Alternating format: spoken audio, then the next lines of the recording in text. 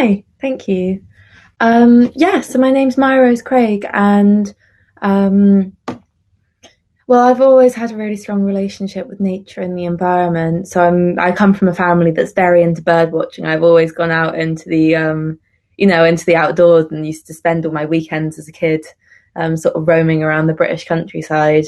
Um, but I'm also half Bangladeshi, and as I started to get older, I really started to realise that there was just no one really who looked like me, who came from an ethnic minority background, out and around in the countryside, involved with various nature charities and organisations.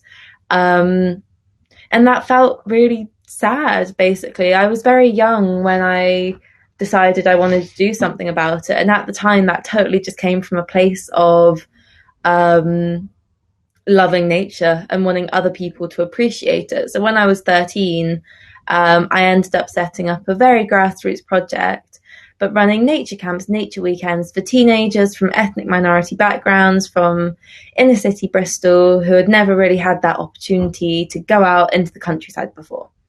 But very quickly after those first few camps, I really started to realize that this wasn't just a surface level problem, and it wasn't just about getting people to appreciate the wonder of the outdoors. It was a genuine well-being issue. And as I started to realize how systemic it really was, I decided to set up my charity, Black's Nature, when I was 14 in 2015. And there were a few different reasons I did that. The first was just so that I could carry on running the grassroots side of the project, working with children. Black's Nature is in fact doing a weekend with primary school age children this weekend, which I'm really looking forward to. I'm going to do that after this.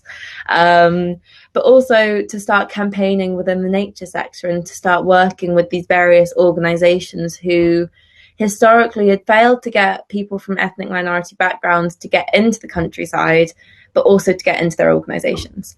And the more I thought about it, the more I realised that this was a massive issue for various different reasons. I think spending time outdoors is just genuinely enjoyable. I think that we need to get people outdoors to help them to understand why we care so much about nature in the first place, to try and get people engaged with the environmental and the climate change movement. But like I said before, I could also tell that this was a genuine well-being issue. So about a year after I started the organisation was when the NHS started officially doing green prescribing, telling people to just go out and spend time with nature, to try and help deal with negative mental illness, but also to try and speed up the recovery from physical things as well. And that was a very solid acknowledgement of just how important spending time in green spaces is. I was talking to a researcher from Exeter University only a couple of months ago, whose research had shown that going out into nature for half an hour once a week could lessen the chances of getting depression by over 10%, which is amazing numbers, really incredible numbers. And simultaneously, there is a mental health crisis going on within ethnic minority communities in the UK. Despite being about 12% of the population, they make up about 60% of those who are sectioned. And so I also felt that, as well as just trying to get people out into nature for the sake of getting people out into nature, that this could have genuine positive or negative effects on people's lives.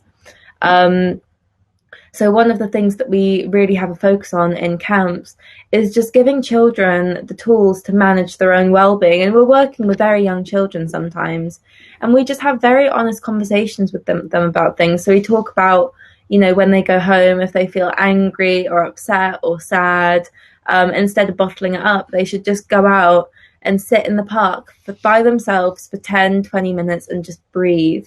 And it's things like that I think are so important to teach our children, especially kids from ethnic minority backgrounds. But I guess the big question is why this is even an issue in the first place, why we're struggling to get people outside. And there are so many different things going on. Black's Nature's run 2 conferences already. We're going to run a third. And it's all about figuring out what these barriers are. And we've asked various race experts from various communities to come in and just tell us.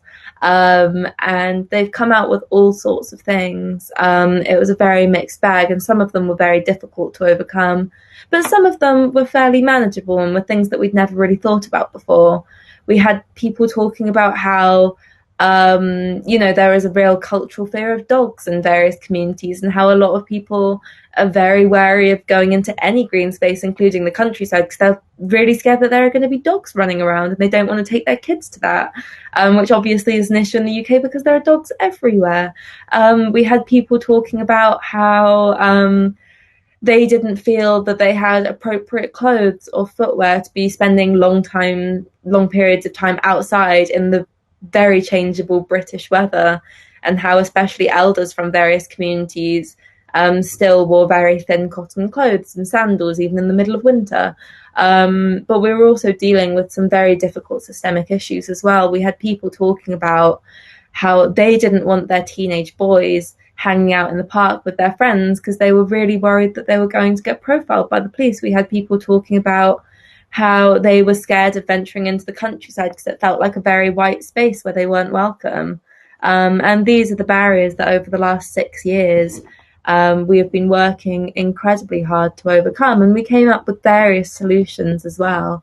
So I think Black to Nature is incredibly important in terms of breaking down these barriers, just because it's organised activity. We're sorting things out for people and just getting them to come, and we're showing them countryside can be a genuinely pleasant and welcoming space.